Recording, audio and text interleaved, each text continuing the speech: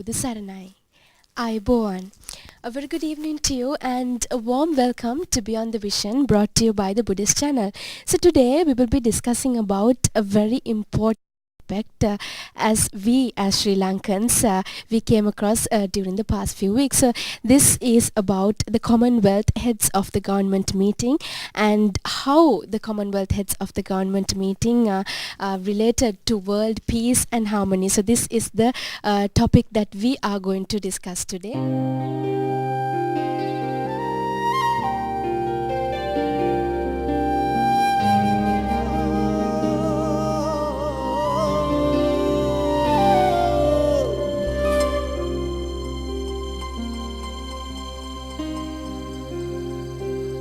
මහා කරුණා උතුරනා ගල් කුලෙන් මෙත් නැගිරෙනා ලොවක් හමුවෙයි අපේ ලක් දේශේ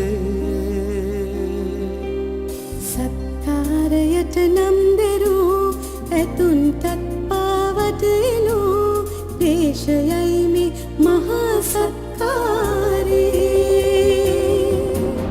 මහා කරුණා සිනාගමුනේ ඔදක් බොනු මැනවේ සේගමාවතේ මුතුවට යවෙත ඔබත් දෙනු මැනවේ කවුදහස් දුර සොයා මෙහි ඇදෙනා සියොතුනුත් මේ දයේ සුවදනිති අසා සිටියොත් උන්ගේ ගීනාදේ දේශයමකෙන් බිමක් බවදයතේ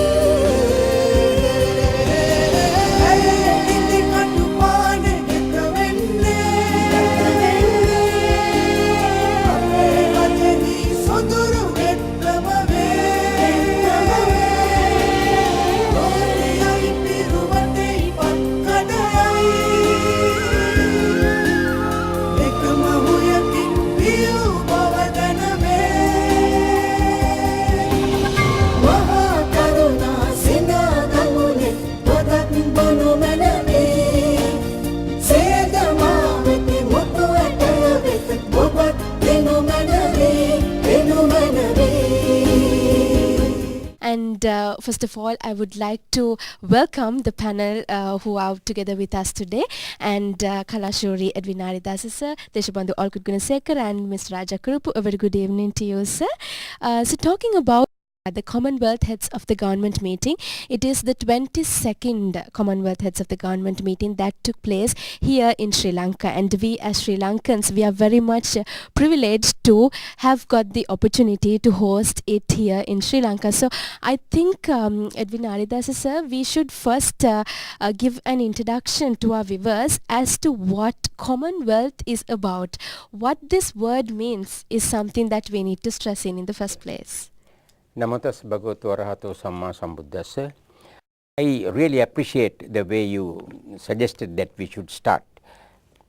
Most people, even at this point in time, have certain wrong notions about what Commonwealth is all about. Rather recently, Mr. Kurupu and Mr. Gunasekara, very well informed people, or we consider they are well informed and very well aware of these things, they tended to interpret Commonwealth in a very strange way. They told the people, this is wealth, there is some kind of common fund, and we also will get a share if we participate in that, which is a totally wrong interpretation of the expression Commonwealth. When those British authorities called it the Commonwealth, they had a different connotation in mind. Common, of course, is for all. There the word wealth came from the expression weal, well-being. So Commonwealth has nothing to do with riches, money, as some of the people misinterpreted. We are together, at least all the members of the Commonwealth organization are together to ensure there is common well-being. We look after the welfare of all the people as members of one united organization. That's the origin. And of course, Mr. Kuruppu and Mr. Gunasekara will bear with me Yes. if I very briefly get into the background of Commonwealth, because that has a direct bearing on the theme you have asked us to talk about. Yes. Almost all, not almost, all the members of the Commonwealth have been at one time or another colonies or dominions of the British Empire. There was a time in my childhood I knew, probably these gentlemen also would have known, the British Empire was described as the empire on which the sun never sets. So from east to west, most of the countries were held by them as imperial rulers. Yes. But after some of these people struggled for independence, and later on when these colonial and dominion countries helped the mother country to get rid of Hitler's threat, they became a little bit careful about the way they treated us. They said as a compensation for the assistance they gave to fight against enemy, the Nazis, some of those countries will be given freedom. But a country like India had struggled for freedom, sacrificing millions of lives sometimes, and most of the other people, even our country, we did not sacrifice people that much, but we were negotiating towards that. Then little by little, most of these countries were given freedom, given independence. Something strange happened when we became independent from the hold of these imperial rulers. That is something that has never happened in history before. That is the point I think we should start from. We have had tremendous empires in the long history of mankind. There was the Persian Empire about the 6th century BC, very powerful, came up to the northwest of India from Babylon. Then of course it got disintegrated. Once it got disintegrated, those people who were formerly under the empire never said, dear Persians, we are coming to join you. They never said that. They fought against them again. Then came Alexander. Alexander came again up to the northwest of India. He had one of the greatest and mightiest empires of his day. May I quote something which has relevance to us? Alexander had a triumphal march from Macedonia to India. In his triumphal march, there were people he had captured, leading people, animals, elephants, gold, precious stones, statues and all that. He was marching along. He had a favorite horse called Bucephalus. While he was seated, he saw people running around to see this march. But he noted that on a hillock, under a tree, according to Greek, they say, a man in a yellow cloth. He was sleeping, totally ignoring the whole fuss. And this man's attention was caught by this different person. He went across, and when he got off the horse, that Greek history says a man in the yellow robe or yellow cloth. He got up, sat down calmly, and met this man and asked, do you know who I am? I do not know you. I am Alexander the Great. That man said, man in yellow. He said, all right, what have you done? From Macedonia to India, all the land is under me. All right, what else? I have conquered 9 great rivers from Macedonia to India. Oh, that also is all right. Then all the orchards, all the fields are under me. They belong to me. Then he asked, shall I ask Alexander the Great a question? Go ahead and ask. Do you get hungry? He said, yes. When you are hungry, do you eat the yield of all the fields that you have conquered? He said, certainly no. When are you thirsty? Yes. When you are thirsty, do you drink out of all the 9 rivers? And no, it doesn't happen. You said you have the land from Macedonia to India. When you are sleepy, do you sleep over all the land? He said no. Then he asked, what is the use of all the things that you say you have conquered? And that Mr. Kuruppen Gunasekara, according to history, he was a Buddhist priest who said That's that. very interesting, sir. Yeah. Yes. One particular point, to make my point, and Alexander, such a mighty man, was killed by a mosquito, a malaria mosquito. Then after that, other empires came, Roman Empire, they were destroyed by barbarians. But the point I am making is, none of the previous colonists, subjects said that we are joining with you. They, whenever possible, they worked against that. The difference is the British Empire. When we became independent on our own, even a country like India, Australia, they said, we will become a family with you. And that is how this Commonwealth of Nations came into being. And they became members, this is important, independently, voluntarily, freely on our own. That's very important. So talking about the history of as to how the Commonwealth Heads of the Government meeting actually started and it came into being, that's very much important. And in fact, the Commonwealth leaders have been coming together since the year 1949. This is until such time in 1971, only the title Commonwealth Heads of the Government meeting was actually declared open, and the meeting started to commence every 2 years, and today we are right here in the 22nd Commonwealth Heads of the Government meeting, and we are very much fortunate. So talking about the peace and the harmony of the countries, the different countries who are taking part in this Commonwealth Heads of the Government meeting is something very much important, sir, because after what really makes up is one single family out of all these 53 countries. So the most important aspect is that there has to be a peace and harmony amongst the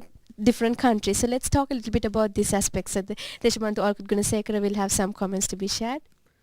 Yes, the significance is that this time the chairperson in office is from Sri Lanka.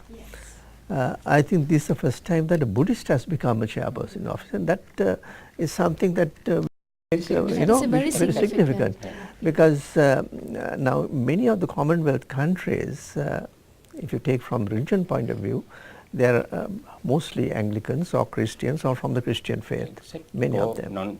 But non-Buddhist. Non-Buddhist, or you can say non-Buddhist. Yeah. So this is the first time. So is there any message as the chairperson in office that says Sri Lanka also been a country with 2,500 years of Buddhist tradition, and whether we can give some to the world. I think that is something that we should be discussing from the Buddhist point of view. And when you speak of Buddhism, there is, I think of we have this vast empire of the British. In the same way, there in the Buddhist texts we have the Chakravarti, the Chakravarti rulers, and and it's a very interesting how the Chakravarti or the emperor, universal monarch, yes, universal monarch, Chakravarti, universal monarch, he's the chakra or the wheel goes and stops, and then all the kings and the countries, they come to the Chakravarti and say, oh, okay, we are with you. And then what happens is, it doesn't subdue them, but say, okay, now you live according to the 5 precepts. Yes. And goes on. The thing is, that's a very interesting situation, because here the moral aspect, he said, because for the world to have the most important, the 5 fundamental of the 5 precepts are very fundamental, and where we out of compassion, or we have that type of feeling for others. If you have the feeling for others, you have this. So this particular aspect, and I see that again from the Indian point. You spoke of Alexander. So after Alexander, we have the great emperor Asoka. Chandragupta, and then Asoka. And then Asoka also built a vast empire. And after building a vast empire, he did a different thing. He sent Dharma Mahamatras. Dharma Mahamatras are persons, he sent from India, and he was able to get the friendship right up to Macedonia. and through metta. through metta, metta and loving kindness. And then that empire, and it is during that particular time that Venerable Moggaliputta Thera Yeah. sent missionaries Yeah. to these countries, and Sri Lanka also became Buddhist country during that. So the thing is, Won't you think that Sri Lanka was privileged? Sri- Because he sent, Yes, he his- sent his his son, son, his daughter, his grandson, Yes. and his nephew. I know, so Yeah. that's why. So that is why we owe so much to India Yeah. because of Emperor Ashoka. Yeah. Because the greatest gift Yeah. that they could have given us Yeah. was the Dhamma, Dhamma. the teaching of And also symbols of Buddhism. symbols. Yeah. So that's why I think, when we think of it, say, even our president, Mahinda Rajapaksa, in his speech, he quoted the Yeah. Buddhist Dhammapada. Yeah. Napareyasang milumani, napareyasang katang, Yeah. attano avekkeya katani akatanicha. Yeah. And the It's from Pupavagga, yes. number 7, stanza number 7. And it says he should not regard the faults of others, things done and left undone by others, but his own deeds done and undone. Yeah. And that's a very interesting, because in order to keep the Commonwealth, the countries together, because why are we together, the Commonwealth? Because there is a common tradition. Now, Yeah. say our institutions, Yeah. especially the parliamentary institution, Yeah. the form of governance, all those things, there is so much of commonness. And in order to have this commonness and well-being, as you say, developed, so it's I think the leaders at that time thought, okay, let's be together so that we get the strength of the human beings and as good people.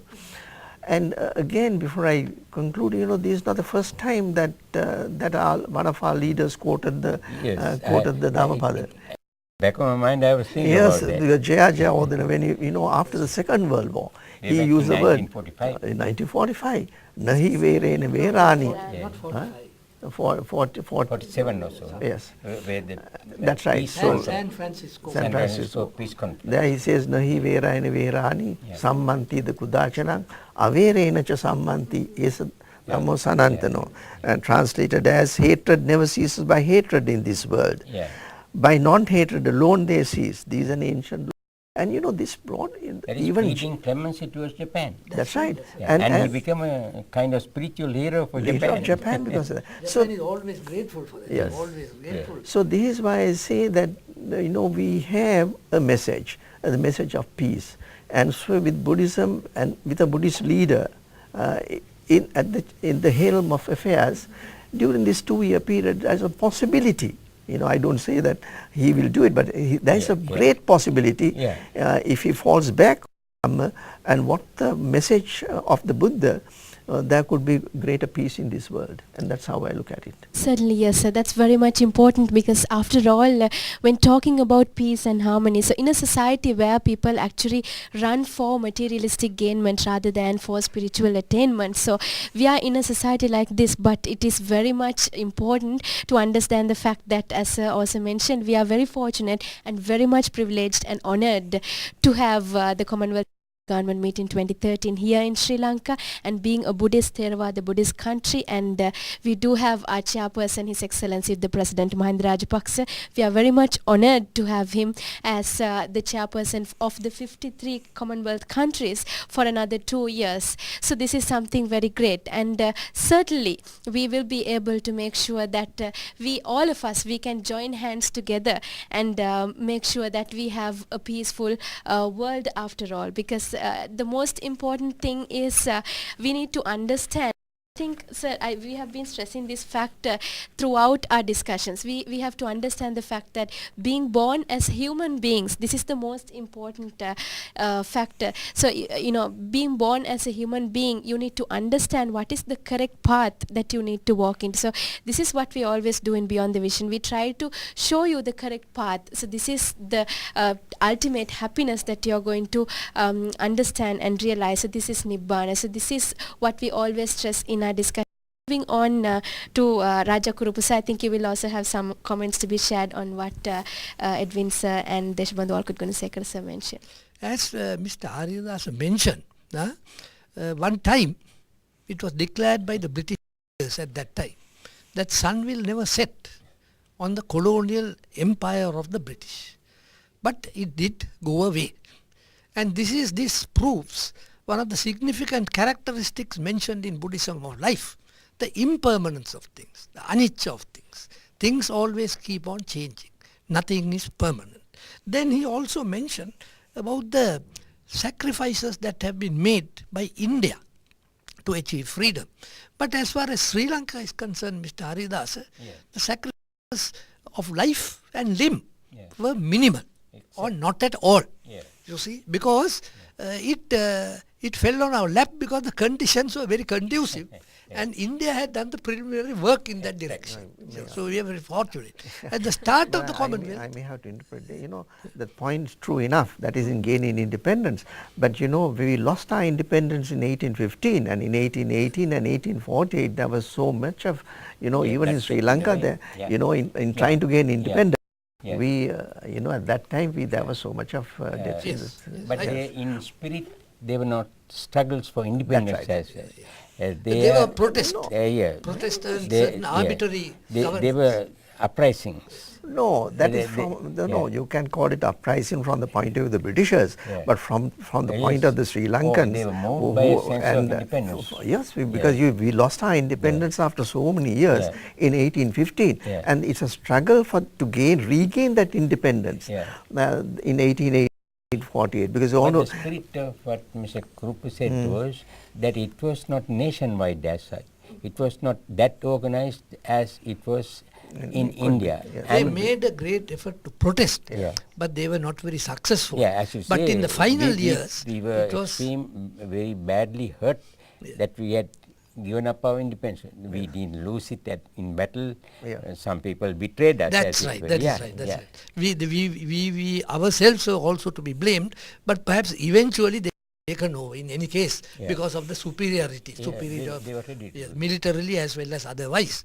Now you also mentioned, now at the start there were only 8 countries, eight countries in the Commonwealth, and India, Sri Lanka and Pakistan Buddhima were very fortunate because they gained their independence just before the commencement of the Commonwealth of Nations. So that we were very fortunate in that respect. Now there are quite a large number, 53 in all, and there are Mr. Hari, there's a lot of small states. Small states. I am told there are 32 small states where the population is less than 3 million. May I add something to what you are saying? The largest population is India. The smallest population is Nauru with 10,000. 10,000, very small. And we are 16 in terms of population. Even Maldives is very small, but much more than 10,000 is about 2 lakhs, I think. So really, they are also poor nations. Countries are poor nations. And one of the objectives of the Commonwealth was also for the rich nations to help the poor nations. Exactly. And this is also Buddhima, a principle in Buddhism that is advocated, that those who are materially doing well should help those who are materially in a bad position. Those who are spiritually doing well should help those who are spiritually backward. You see? So this is another characteristic where we could relate some of the characteristics of the Commonwealth to Buddhism. Now it was mentioned by Olcott about the fact that this is the first time that the head of the Commonwealth of the Shogun is a Buddhist. You see, so that's a great event in that, and the opportunities that are available as chairman of Shogun for our president to move in a certain direction, advocating the principles of the Dhamma, which will not be objected to seriously by anyone because they are acceptable to all. Also referred in the course of this discussion to the contribution made by our former president J.R. Jayawardena at the San Francisco conference. Now see the dividends that was paid. The whole conference was going against Japan, was trying to punish Japan for the Second World War. But then when he made this speech, a small country, Sri Lanka, unknown perhaps at that time. Now of course we have come to be known much better, Buddhima, because of cricket, in the cricket playing countries. You see? But at that time we were hardly known.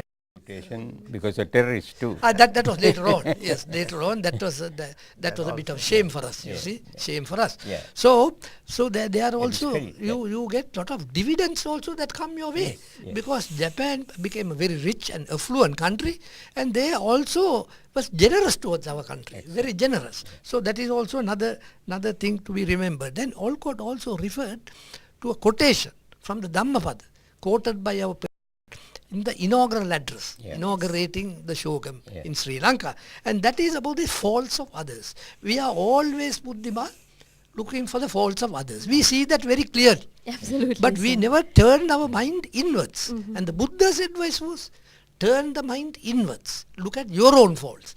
Because you have control over your faults. Other people's faults, you have a limited control in the sense that you can advise him. He might take the advice. Very often they won't take the advice. You see. So therefore it is better for you to think of your faults and correct where you have the ability to do so. Now there is another aspect in this, and that is with regard to peace. Now from a Buddhist angle, we are told that we must have peace within and without. Yes. Both within and without. So this is an important thing. You must be at peace within, then only you can have peace with the outer world. So these are very important characteristics, the qualities of metta, karuna, mudita, you see, to goodwill to all living beings without any distinction, you see, and to be compassionate towards those who are suffering, and to be happy in the joys and success of others rather than being jealous or envious. So these are great inner qualities that could be developed, and that would help one to deal with the outer world also in the same manner. Because all these wars and originate in the minds of people. It is in the minds of people that we are able to resist this aggression, violence, wars, and see that everything is settled in a peaceful manner. Now another important characteristic of Shogam or the Commonwealth is that generally decisions, Buddhima, are expected to be taken on the basis of consensus rather than vote. Now the Buddha also advocated this. In the Sangha councils that he established, he said as far as possible, consensus. Only as a last resort should you go for a vote. And that is the same principle that has been adopted by the Commonwealth of Nations also. So this is a great thing, you see.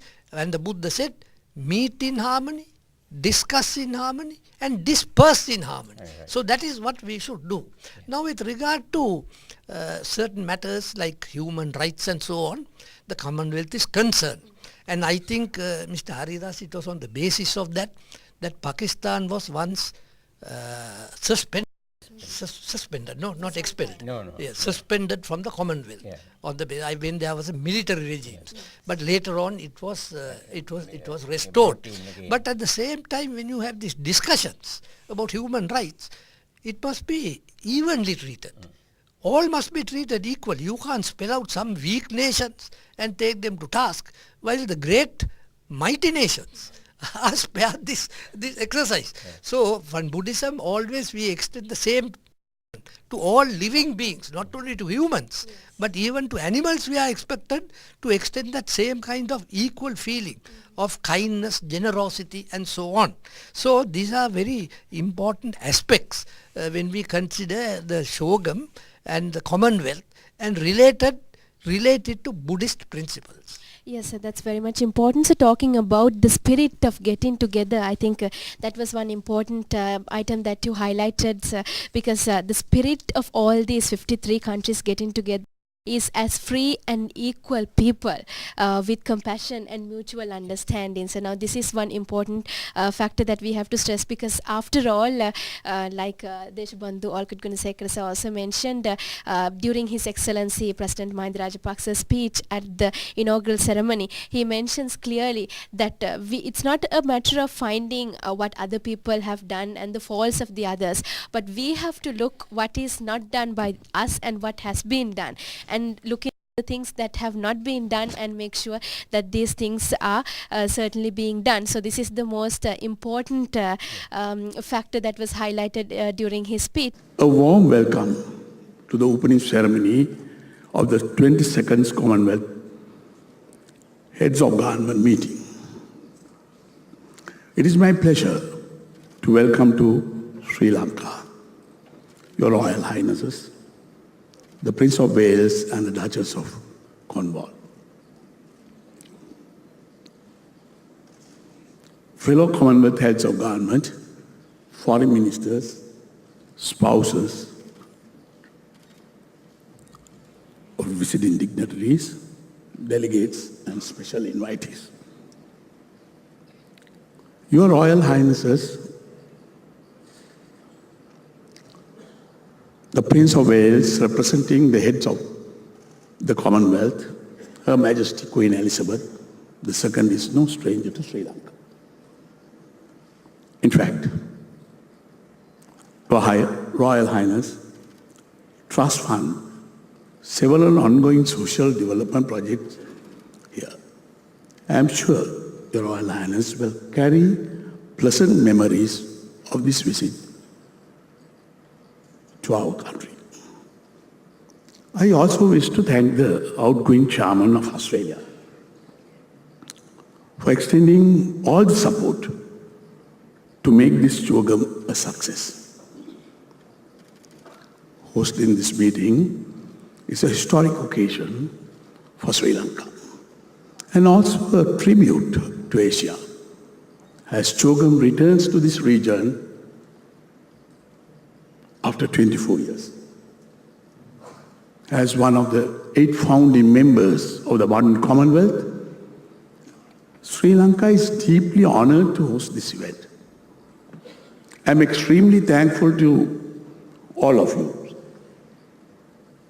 who have been firm in your support and understanding of the related complexities in Sri Lanka's post-conflict phase.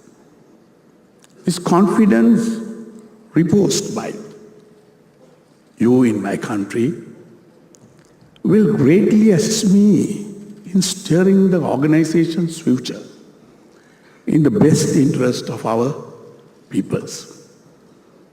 We in Sri Lanka are stepping into a new era of peace, stability, and renewed economic opportunities that have been long denied to my people due to the menace of terrorism that existed for nearly 3 decades.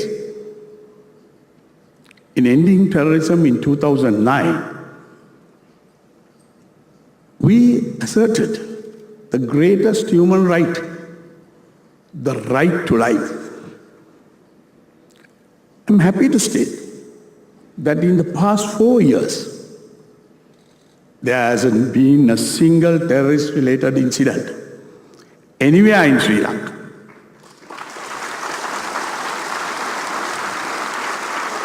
Excellencies and friends, there is a multitude of global challenges arising from the uncertainty of the socio-economic conditions faced by our nations today. We in the Commonwealth must therefore collectively find means of effectively addressing these challenges to safeguard the values we hold dear. It is in recognition of that urgent need to address the burning issues connected to growth and development, which directly impinged on the lives of our peoples, that Sri Lanka proposed the theme, Growth with Equity, Inclusive Development, for this Chogam. We believe that this theme has broad relevance to the larger Commonwealth and highlights the importance of equity in economic development, particularly in view of the existing disparities in the distribution of wealth and economic benefits. Inclusive development promotes progress and contributes towards achieving Millennium Development Goals. In the case of Sri Lanka, Our current policy agenda, the Mahendra Chintana, Vision for the Future, spells out clear strategies of improving the livelihoods of our people, ensuring that economic and social benefits reached every strata of society, and more importantly, taking Sri Lanka into the future by aiming to be the wonder of Asia. I'm happy to say that Sri Lanka has achieved success on a range of social indicators that comprise the MDGs, despite being lower middle income country. Absolute poverty in Sri Lanka declined from 15.2% in 2007 to 6.5% in 2012, surpassing the MDG's midterm target. While reaching out to care for all our people's needs, the government has also taken a proactive approach to post-conflict reconstruction and reconciliation. Your Royal Highness, fellow heads of government, excellencies, and friends, faced with tough challenges, we in the Commonwealth need to ask ourselves a few questions. First, can we realistically say that need for basic facilities, healthcare, education, employment, access to food and safe drinking water, eradication of poverty and hunger are of lesser importance than political concerns? Second, should not the Commonwealth collectively strive towards the realization of development goals to enable its member countries to reap economic benefits? Third one, should we be addressing more vigorously the issue of common poverty before we talked about commonwealth? As a matter of priority, we in the Commonwealth should focus on development challenges confronting the majority of our member nations. I see compelling need for those who guide the destiny of the Commonwealth to give serious thought to practical modalities, focusing on social and economic issues. This will greatly enhance the relevance and value of the Commonwealth. Particular emphasis on the well-being of women and children is a must. There is as well the acute need for awareness of both the potential and the risks attend on information technology. Although economic priorities take center stage, let us not forget that the people are the greatest wealth of our nation. Strengthening the quality of human capital will help countries to achieve sustained growth.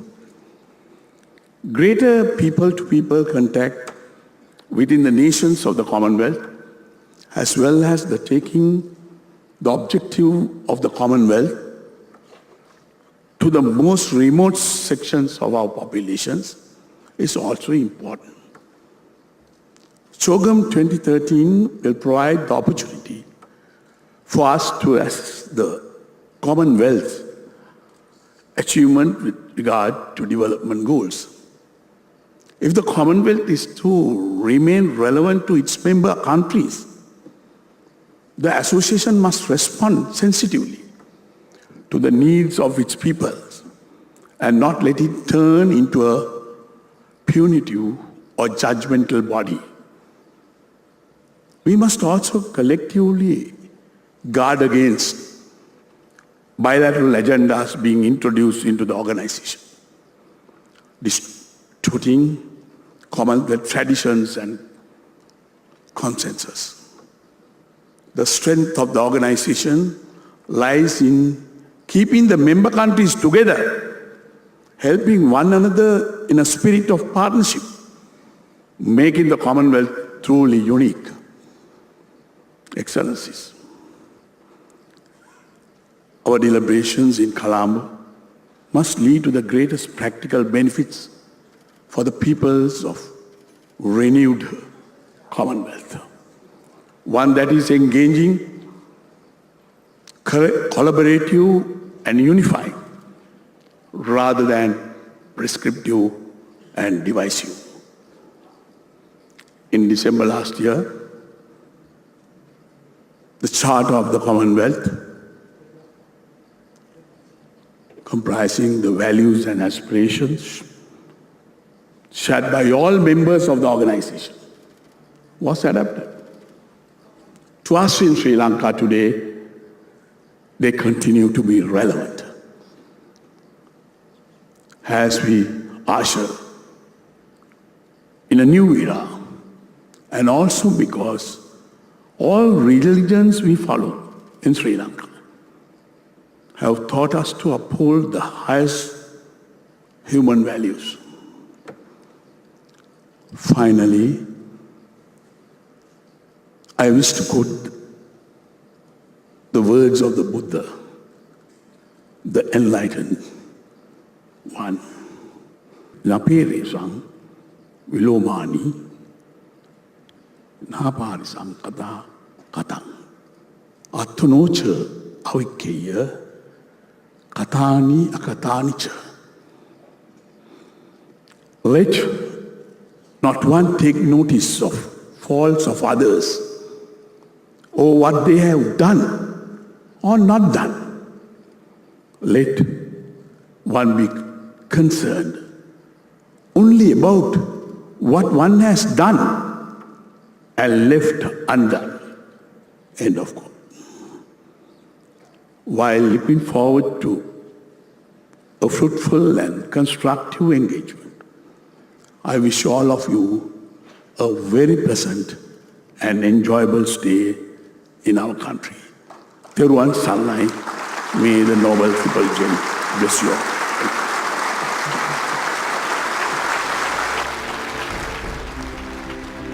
And in fact, he also mentions three important points during his speech, where he mentions that we need to mostly look into the basic facilities of the people, the economic prosperity of the people, the development and education, health, and all these things. And common poverty is something that needs to be addressed more than common wealth. Now, this was one important point being highlighted again. So I think we need to speak about this aspect as well. I will take up some of the issues that you raised. Yes. And before that, I have to refer to certain points made by our colleagues, Mr. Kurupu and Mr. Gunasekara. Strange enough, there are certain Buddhist resonances in the whole affair when you come to think about it. Yes. There is something that we may overlook. All these years, the head of the Commonwealth, officially of course, she has no power to change our attitude or anything, but as a symbol of organization, there was always Queen Elizabeth II. But there was a change when the venue became Sri Lanka, because Prince Charles was taking over for the first time. He was acting on behalf of his illustrious mother, and he was the symbol of association. And that is yet another resonance, the peaceful thought that is like to pervade these Commonwealth affairs. I say this authoritatively because it is widely known that Prince Charles is spiritually inclined. He reads books that have to do with spiritual matters. Yes. Some people said that he even studied Buddhism. I'm not too sure about that, but I think that is true. yeah. So strange enough, in the course of our discussion, we were able to relate some of the things associated with the present, the 23rd Commonwealth meeting with Buddhist thought, and that too is a very significant matter. Now I want to move to the Temple of the Tooth. Yes, yeah. He visited the Temple of the Tooth, and he had a number of other shrines he would have visited if he was so inclined. But that also is significant, as Mr. Gunasekara was pointing out. There is yet another point, that for the first time, after he received this status of chairperson in office, our president visited South Africa. Yes. And in the course of that visit, he was paying tribute to one of the greatest human beings who appeared in recent history, Nelson Mandela. In the news, something strange was said, that our president was representing the Commonwealth of British Commonwealth of Nations. Also. Yes, in his personal capacity as head of our government, and also is representing the British Commonwealth of Nations. That shows that already he has begun his activity as the chairperson in office, which implies, as we tend to believe, that as time goes on during these 2 years of tenure, he may persuade some of the people who matter in the Commonwealth to think in terms of peace more than they thought earlier. That's one. Secondly, now in the Commonwealth meetings, in the meetings of heads of government, something which I may describe as ethically shabby is likely to appear. Morally, that is a little bit disturbing, because if representatives of 53 nations begin to find fault with each other, what will be the outcome? It will be pandemonium. Anger can never be conquered from anger. They will That's not true. be able to do anything positive. They will not be able to achieve the avowed principles of the Commonwealth of bringing about peace, harmony, and getting together as equal members of one particular family. So therefore, I have a feeling that something should be done about it as we go along. I like to quote Mr. Kurupu Sekara, an example from SARC. When SARC began in 1985, the head of government who was hosting these people was the president of Bangladesh. A charter was signed. They were very specific in a statement that they made, that at the summit, at the meeting of the heads of SARC government, they should never take up bilateral issues. And someone asked why? Because if they took up bilateral issues, this will deteriorate into a fault finding session. So that is, there were 7 at that time, now we are 8. 53 people finding fault to each other at the heads of government meeting. What would be the outcome? So therefore, that kind of ethical shabbiness, I hope you won't mind my putting it that way. I don't want to make it stronger. That kind of ethical shabbiness also can be taken away. And as in the instance of SARC, in a friendly way, we must come together and say, at these biannual meetings, at the meetings that happen once in 2 years, we will not take up bilateral issues or multilateral issues and talk about the common needs and try to move towards greater and greater ideas of peace, harmony, and helping each other. There is yet another matter. Commonwealth implies looking after the well-being of each other. In Buddhism, I can't quite remember the source, they say Paropakaraya Satang Jivanam. The essence of human life is helping each other. So we are very much that kind of thinking. The purpose of the Commonwealth is very much up the Buddhist street, as it were. That's there. Now there is yet another matter. the meeting we had in Colombo, the symbol of our get together was Queen Elizabeth. I like to quote the statement she made about the purpose of the Commonwealth. That shows that need to respect each other. These are her own words. Please allow me to quote.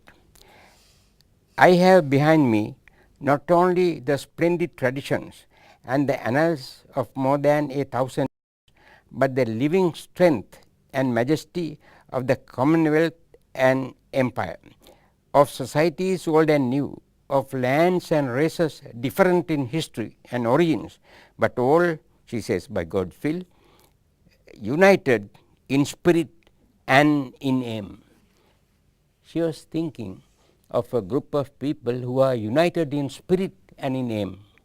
So if you start picking each other's or finding fault with each other, probably the avowed principles declared publicly by the illustrious mother of Prince Charles would be neglected. That side of the affair is also there. So what can we do? We have to try and find out what positive things are possible for a get together of this kind. And this is a tremendously important get together in human history. The largest human assembly of our day is the United Nations.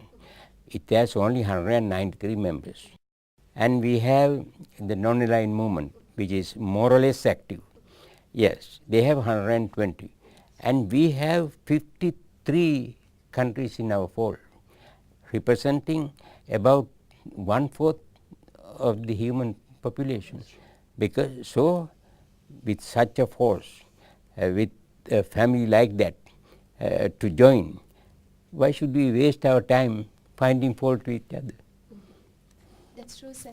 And in fact, was saying about this, talking about peace and harmony, another important factor that I would like to stress on is because this year the CHOGM 2013 was held here in Sri Lanka, and we being selected as the hosting country, another important thing that we could showcase is we are very much fortunate to tell the entire world that we have completely eradicated terrorism from our country. I think being one of the smallest countries in the Indian Ocean, the pearl of the Indian Ocean, we are very fortunate and proud to speak out loud to the entire world to say that we have completely eradicated terrorism and every one of us are staying in peace and harmony within our country. So if we can bring this forward to the other countries, I think to join hands together with us and tell them this is how we can bring about peace and harmony within the entire world, I think we should be able to do this, certainly. May I take a minute? Yes.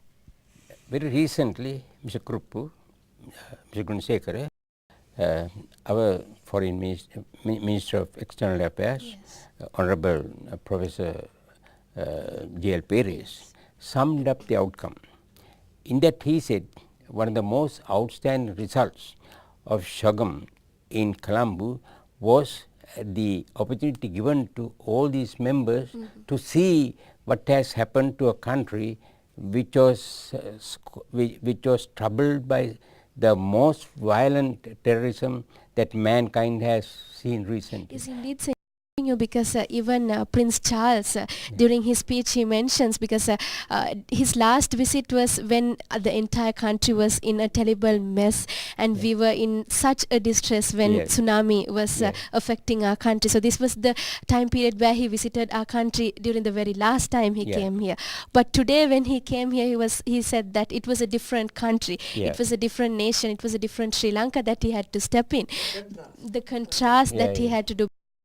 There were heads of states who have never visited the country before, who visited Sri Lanka, and they were amazed to see what kind of a country that we live in and what kind of peace and harmony is prevailing here. I think Deshabandhu Olkut Gunasekara, so we really did set an example for the entire world being able to host CHOGM 2013 here in Sri Lanka.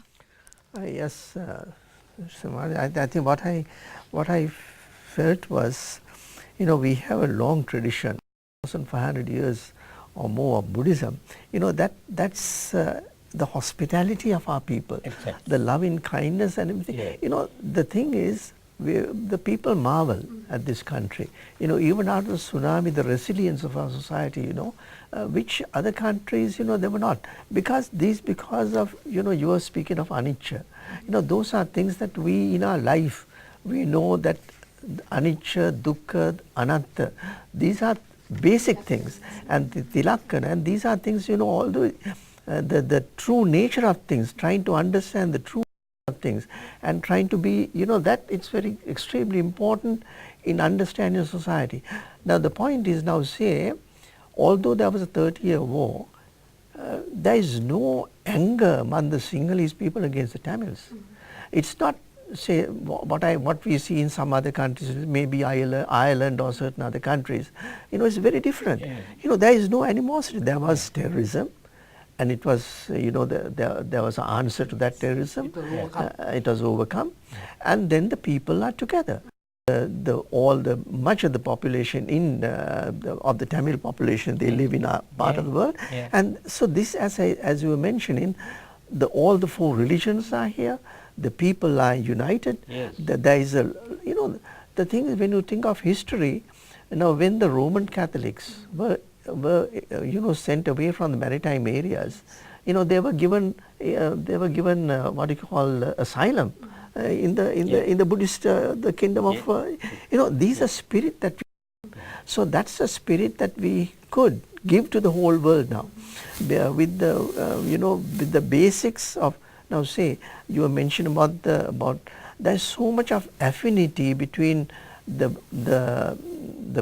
Chogam, or the principle of Chogam, and the Buddhist way of life. Say the Westminster system, that's very much akin to what the Sangha. There is who is Lord Acton, I think, who is Lord Acton, who wrote about this whole aspect of Sangha and the way that the Westminster is operating, and the whole Vinaya adapted, yes, the Vinaya rules, and the even all those things I say are mentioned. So these are things that we should, the discussion, even the committee stage. The committee stage, yes. So all the whole part, the system. Some Western socialists have stated authoritatively that Buddhism represents time in human history where democratic principle of decision making was practically applied, and it goes on for 2,600 years. And the thing is, these are what I want to say is that these are not things that were brought from the Britishers to us, but these are things that we have had in our country, in our own country, and we now at this stage, it's possible for us to send this, to give this message to the whole world. Mr. Kara's statement needs a little comment, and he very peacefully he says these things were not brought by the British to our country, but on the other hand, not all the Britishers, but the died in the war British imperialists had certain other agendas in mind. They said divide et impera. Yes. Wherever possible, they would want to try and find out how our communities, our united, integrated communities could be divide and rule. He was very mild about it. I know, but and may I quote another example, another thing. This was told to me by Mr. Vimalananda Tennakon. I see. Mr. Vimalananda Tennakon, over and above being a high academic, was a patriot. I'm not saying it in a fault-finding mood, but that was valuable because he was able to discover certain. He told us that when he was researching in London, he found a confidential report in 1814, a year before we handed over our independence to the British people. In that, the British person, official, who was sending this letter to the Secretary of the colonies in London said, the big fish is in our net, shall we raise it? Meaning big fish, meaning the last king. Then came back the response from the Secretary of colonies, do not worry, the Sinhala people themselves will raise the net for us. That was the kind of thing they knew that they had created such an atmosphere. And we also succumb to that. Yes. So very mildly, Mr. Gunasekara says that they didn't bring in this idea of unity or integration. Yeah. But that was not part of their plan. And then, of course, we must, True, as yes. Buddhists, And be some- very objective. I Not know. all the British I people. know. The problems that we have, many of the problems that Sri Lanka is having is because of, coming from the divide et impera, Yes. divide and rule policies. Yes. But these are not things, but as the head, I think what I am saying is there is a message, a real positive message that should go out from Sri Lanka, being a Buddhist There is country. lot of scope. There's Yes. lot of scope. The way we handle situations, As the as head the of head. the show. Now say even this situation on Naparesam Viromani, this is something, as you pointed out, Yeah, sir, yeah. that thing is the 53 countries get together and try to find fault with each other. What Yes. a pandemonium there would Exactly. be. So this itself is something of the Buddha's word, is something that, to bring peace and amity among the people. So like that, there's so much that we can, and I hope, that this message will go. Buddhima, Yes. time is running short. Yes. There is one aspect which we did not cover, which I would like to mention. And as Mr. Aryadasa said, you see now going into the various criticisms of other countries would not be a very positive way for the Commonwealth of Nations to function. In fact, we can't say that the Commonwealth of Nations had been an entire success, Mr. Haridas, because now what about the help given to the poor countries that had been of a very marginal nature, and then some of the issues that are relevant to them, like the rising waters. Now Maldives are very concerned. It's an island nation. You see, it is just above sea level. Now with the water level rising with pollution, you see, it can have drastic consequences. But the attention paid to that kind of issue, which is very relevant to those countries, has not been adequate. So there we can't say that the Commonwealth has been an entire success. But it is now the task of the new chairman to see, to push the Commonwealth in those directions where real problems affecting certain countries are tackled. In fact, the Maldives is thinking of leaving the Commonwealth. And one of the reasons they have given is that we are discussing other countries' issues. And also, they must be feeling that their issues that are most relevant to them, Buddhima, are not being given consideration, and action is not taken in that direction.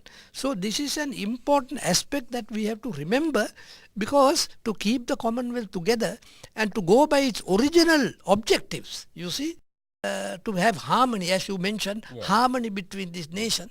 So this certain principles will have to be adopted. You see, even when you go into certain aspects, as I mentioned earlier, Olcott, they should be even-handed. Even-handed manner they should be tackled.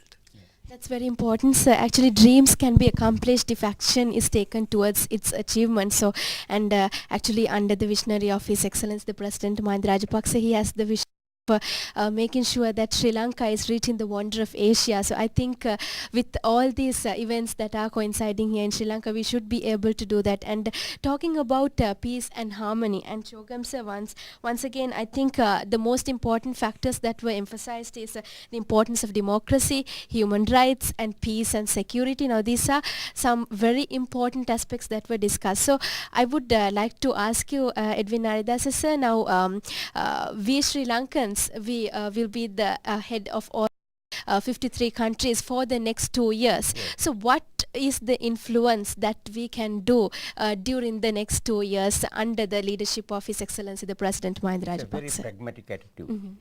We have this in principle. We are the chairperson in office for 2 years. Yes. What can we do? There's a lot we can do.